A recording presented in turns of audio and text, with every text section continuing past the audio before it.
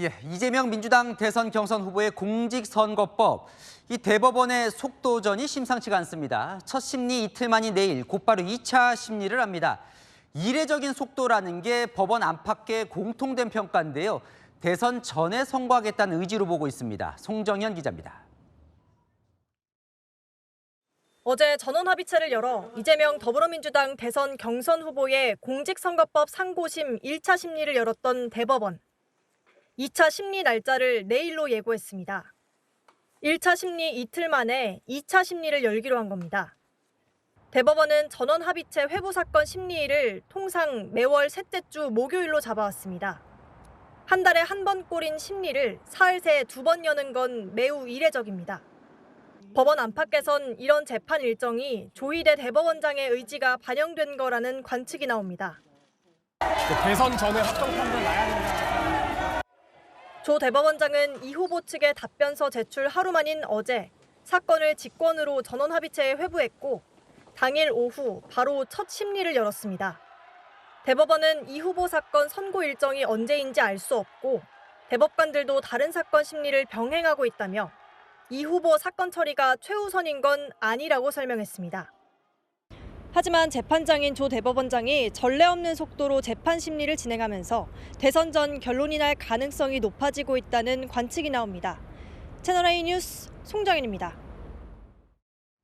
민주당은 대법원의 예상치 못한 행보에 당 차원 대응으로 수위를 높이 압박에 나섰습니다.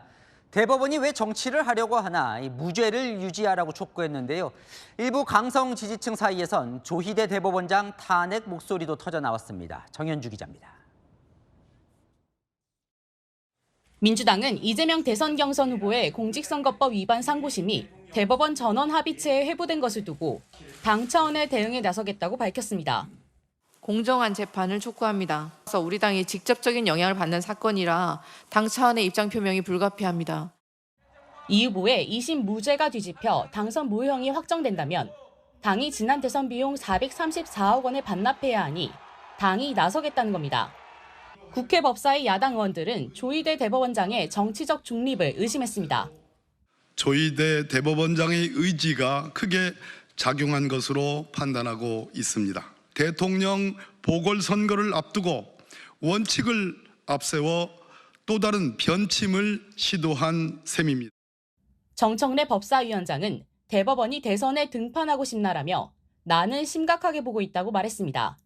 민주당 내부에선 대선 전 결론이 나올 것으로 보고 긴장하는 분위기입니다. 율사 출신 민주당 의원은 대선 후보 등록 전 유죄 취지의 파기환송 가능성을 배제할 수는 없다고 말했습니다. 또 다른 율사 출신 의원은 대법원장 영향력 아래에 있는 대법관들이 꽤 있다며 후보 등록 전 영향을 미치려는 의도가 읽힌다고 말했습니다. 민주당 지지자들 사이에선 조희대 대법원장을 탄핵해야 한다는 목소리도 나오고 있습니다. 민주당은 오늘 29일 법원행정처를 상대로 국회 법사위 현안 질의를 추진할 계획입니다. 채널A 뉴스 정현주입니다. 아는 기자 법조팀 김정근 기자 나와 있습니다. 앞서 본 것처럼 민주당은 이 대법원 상황이 심상치 않다고 보는 것 같습니다. 이재명 후보 대선 가도에 일단 마지막 걸림돌이 될 수 있다 이렇게 보는 것 같아요. 네, 이재명 후보와 민주당 입장에선 대선 전까지 확실히 꺼졌다고 생각했던 사법 리스크 불씨가 다시 살아나는 것처럼 보이기 때문입니다. 앞서 1심 재판부는 이 후보의 피선거권을 뺏는 유죄 선고를 했지만 지난달 2심에서 무죄로 뒤집히면서 대선 출마에 발목 잡힐 리스크 털어냈다는 게 민주당 기류였습니다. 그런데 대법원이 1차 심리 이틀 만에 다시 2차 심리를 열기로 하는 등 재판 속도를 끌어올리기 시작했죠. 물론 대법원 판결이 나와도 곧바로 출마길이 막힐 가능성은 낮지만 대선 전 유죄 취지 판결이 나오면 이 후보 자격 논란이 다시 불이 붙을 수 있습니다. 그런데 기소부터 2심 선고까지 2년 반이나 걸렸거든요. 그런데 대선까지 이제 40일 좀 넘게 남았는데 그 사이에 결론이 날 수 있는 거예요? 네, 대법원 재판의 성격을 좀 감안해 보면요, 불가능한 일은 아니라는 게 법조계의 전망입니다. 대법원 재판은 통상 법률심으로 불리는데요. 사실심이라고 부르는 1, 2심과 여러모로 차이가 있습니다. 증인을 불러 법정에서 신문을 하거나 피고인을 법정에 출석시키지 않고 의견서와 답변서 검토 중심으로 진행할 수 있습니다. 피고인이나 증인의 출석 일정을 조율할 일도 없으니 재판의 공전이나 지체 가능성이 낮은 겁니다.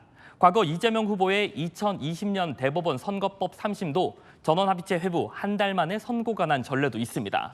자, 그런데 대통령 탄핵 심판 때 보니까요. 헌법재판관 8명 의견 모으는데도 몇 개월 걸렸잖아요. 대법관은 12명이거든요.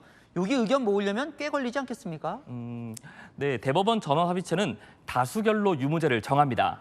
대법관 12명 중 7명 이상만 의견이 합치되면 법정 의견으로 결정하는 겁니다. 앞서 말씀드린 이재명 후보의 2020년 대법원 판결도 대법관이 무죄 7명, 유죄 5명으로 갈린 상태에서 선고가 났었죠. 사실관계가 아닌 법리만을 따지고 만장일치가 필요한 것도 아니니까 결론까지 오래 걸리지 않을 수 있다는 예상이 나오는 겁니다. 그러니까 법리만 따지면 된다 지금 얘기를 했는데 그럼 이 재판 쟁점으로 법리를 뭘 따져야 하는 겁니까? 네, 의외로 간단합니다. 이 후보가 사실관계에 대해 말했는지 의견이나 인식을 표현한 건지 따지는 건데요. 이 후보의 백현동 협박 발언에 대해 1심 재판부는 허위 사실로 보고 유죄를 선고한 반면 2심 재판부는 의견 표현이라며 무죄로 뒤집었거든요. 김문기 몰랐다 발언은 인식에 불과하다며 1, 2심 모두 무죄를 선고했습니다. 수십 년 재판 경력을 가진 대법관들인 만큼 이 후보 발언을 사실관계 언급으로 볼지 의견이나 인식 표명으로 볼지 정리까지 오래 걸리지 않을 것 같습니다. 정치권도 이 대법원의 속도전에 지금 상당히 신경을 곤두세우는 것 같습니다. 네, 민주당은 무죄를 확신한다면서도요. 선례 없는 절차와 빠른 진행 속도에 우려스럽다고 했습니다. 대법원의 공정한 재판을 촉구한다고도 했고요. 반면 국민의힘은 엄중한 처벌이 불가피하다면서 대법원의 최대한 빠른 판결을 촉구하고 있습니다. 네, 잘 들었습니다. 아는 기자 김정근 기자였습니다.